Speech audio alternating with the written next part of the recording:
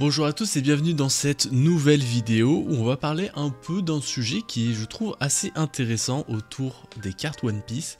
On va parler évidemment de petits decks, voilà les petits decks que l'on peut retrouver la plupart du temps. Là c'est en l'occurrence, j'ai acheté tout simplement le ST21 avec Luffy Gears 5 à l'effigie, à l'honneur dans ce deck là. Et donc si tu ne le sais pas, les decks préconstruits comme ça, ST, pour l'instant il y en a 21, c'est le 21e, il va y en avoir aussi plein d'autres qui vont arriver bientôt, là il y en a eu au moins 5 ou 6 annoncés en même temps. Et en fait c'est un deck qui te permet, si tu veux commencer à jouer à One Piece Card Game, d'avoir de quoi construire un deck, parce que tu as plus de 51 cartes, tu as un leader, et tu peux un peu façonner ton deck. On va pas se mentir, c'est jamais des decks qui, juste sortis de la boîte, vont performer en compétition. Il y en a qui vont performer peut-être s'ils sont très forts et qui connaissent beaucoup le jeu, mais souvent c'est des decks où il y a une petite base, il y a des choses à faire, mais il faut construire quelque chose autour, il faut ajouter des cartes, etc. C'est aussi des decks où tu peux avoir des cartes uniquement obtenables dans les decks en question.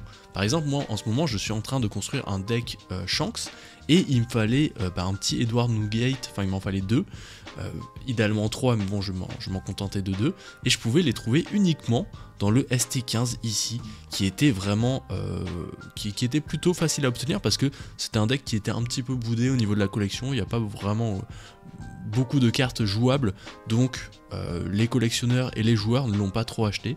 Mais en fait j'ai eu la bonne surprise quand je l'ai acheté, j'étais pas au courant, mais il y avait un pack de PRB 01, donc tu vois, Premium Booster, The Best, PRB 01. Donc je l'ai ouvert, j'étais content, j'ai rien eu, j'étais pas content. Quoique non, j'ai eu une chercheur que j'avais besoin pour mon deck de Shanks, donc finalement je m'y suis retrouvé.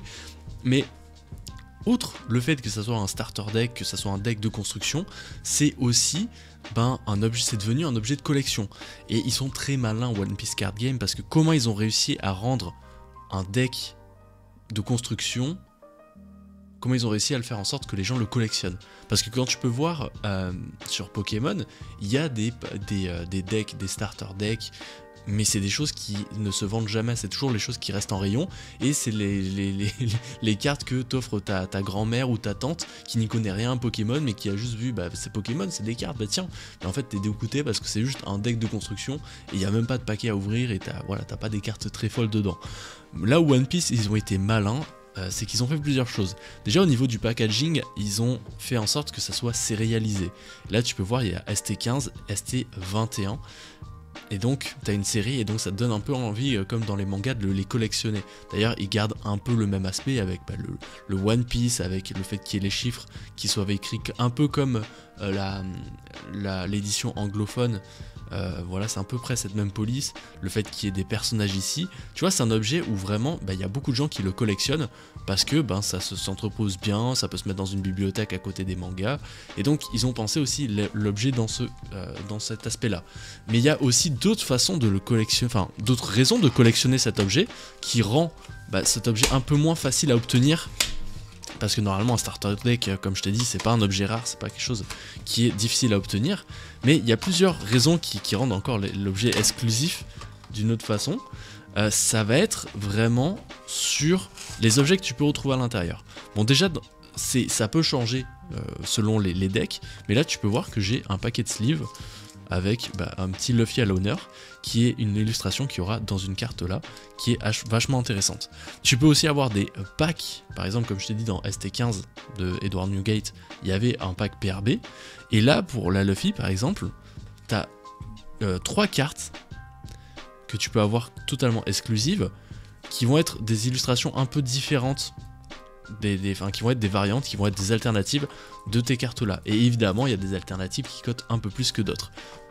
Et si tu l'as pas remarqué, autre raison, parce que voilà, les raisons s'accumulent, mais il y a aussi un leader alternatif, enfin non même pas, un leader tout court, qui est offert et qui est uniquement obtenable avec le deck. Ce qui rend les decks ultra intéressants pour la collection et pour le jeu, parce que des fois il y a des leaders qui sont jouables. Par exemple ce Luffy, il y a une version jouable de ce Luffy. D'ailleurs j'en profite pour placer un petit placement, c'est à One Piece TCG, qui est une application en fait qui est française et qui m'a contacté et qui est vachement sympa. J'ai eu un petit call avec lui et donc il offre tout simplement une application qui te permet de surveiller ta collection, de voir les prix, de voir aussi comment construire ton deck, de construire ton deck sur l'application. Il y a plein de choses comme ça, de voir les cartes, les séries. C'est vraiment une super application. Il y a une partie gratuite, il y a une partie payante. Donc la partie payante, ça va plus être pour tout ce qui est le suivi de collection au niveau des prix et tout. Mais globalement tu peux avoir la partie utiliser la partie gratuite franchement je la mets en avant parce que c'est une application française, c'est un mec qui se lance là-dedans, qui a une expérience aussi un peu dans le coding et tout ça, mais c'est vraiment un très beau projet, l'application est vraiment propre, le lien sera en description, et donc voilà, je voulais juste placer pour ça, et donc voilà, cet objet est vraiment hyper aussi bien pour la collection parce que t'as des cartes uniques, et comme tu peux voir cette Luffy unique, elle est quand même très très cool. Donc pour parler du placement de OPTCG, c'est ça. Je me rappelle plus pourquoi je l'ai placé, je l'ai pas placé dans le vide pour rien.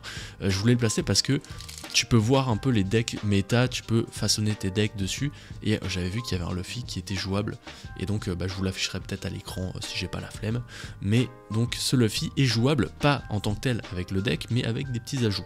Et moi pourquoi je l'ai acheté, déjà parce que c'est un bel objet de collection, et que j'ai une belle Luffy qui s'ajoute à ma collection, mais aussi tout simplement parce que il y a ce Monkey D. Luffy qui est une carte rush, et qui dès que j'attaque, je peux donner une carte Don qui est activée à mon leader ou un de mes caractères. Donc en fait il arrive sur le terrain, il coûte 5 et en fait il coûte 4 parce que je peux donner une carte à mon leader, et en fait c'est une carte qui est très très forte, enfin mon leader ou un personnage, et c'est une carte qui est très très forte qu'il me faudrait en 3 exemplaires.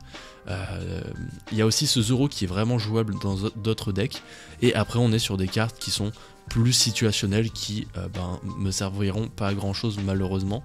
C'est ça qui est un peu dommage aussi avec la construction de ces decks. Ah c'est cool, les Dons elles sont un peu spéciales aussi, donc c'est un beau deck. Donc mis à part malheureusement cette Zoro et cette Luffy, tu vois, il n'y a pas trop d'autres cartes que je prévois de jouer. Donc c'est aussi un objet que tu achètes en sachant qu'il y a plein de choses que tu vas pas t'en servir. Mais comme tu peux le voir, la Luffy, elle est magnifique. Vraiment, c'est une super belle carte. Je sais pas si je vais la jouer, mais voilà, moi je voulais vraiment cette carte-là, spécifiquement. Parce qu'elle est très forte, et c'est vraiment dommage que tu puisses l'obtenir que avec le deck, parce que ça veut dire qu'il faut que tu achètes le deck. Mais tu peux avoir un petit lot de consolation.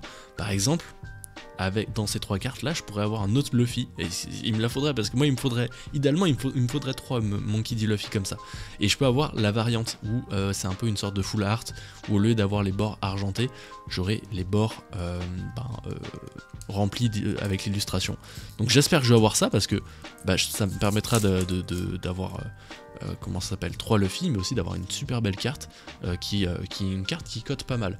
Donc tout ça pour dire aussi, parce que c'est un peu le sujet de cette vidéo, mais One Piece Card Game ont vraiment réussi à rendre un starter deck collectionnable, et qu'il y a beaucoup de gens qui ne jouent pas du tout au jeu, qui vraiment veulent même pas écouter les règles tellement ils sont hermétiques au jeu, mais qui collectionnent les starter decks. C'est assez impressionnant. Et on commence avec une alternative de Nami en commune. Vraiment tu vois, la carte est quand même très très belle. On va aller chercher sa variante. On a une Usopp, ça sent vraiment mal pour le Luffy, on va pas se mentir. Et ensuite on a Jinbei. Bon, dommage, on n'aurait pas eu de Luffy. Par contre, ce sont vraiment des super belles cartes. Mais je pense que par rapport aux communes, ça doit être juste, tu vois, Usopp. Ah oui, ok, il y a une version. Je vois, c'est vraiment une full art. Ou ouais, donc bon, c'est pas non plus. Je suis un peu dégoûté, j'aurais bien aimé avoir la petite Luffy ou une petite Zoro. Je pense que c'était les bons pools à avoir. Donc on va voir tout de suite, on va comparer un petit peu, pour que tu vois quand même que c'est des alternates. Mais t'as la Jinbei comme ça en full art à gauche et en normal à droite. Ensuite on a la Usopp en classique à droite aussi, et en alternate à gauche. Vraiment elle est très très belle en alternate.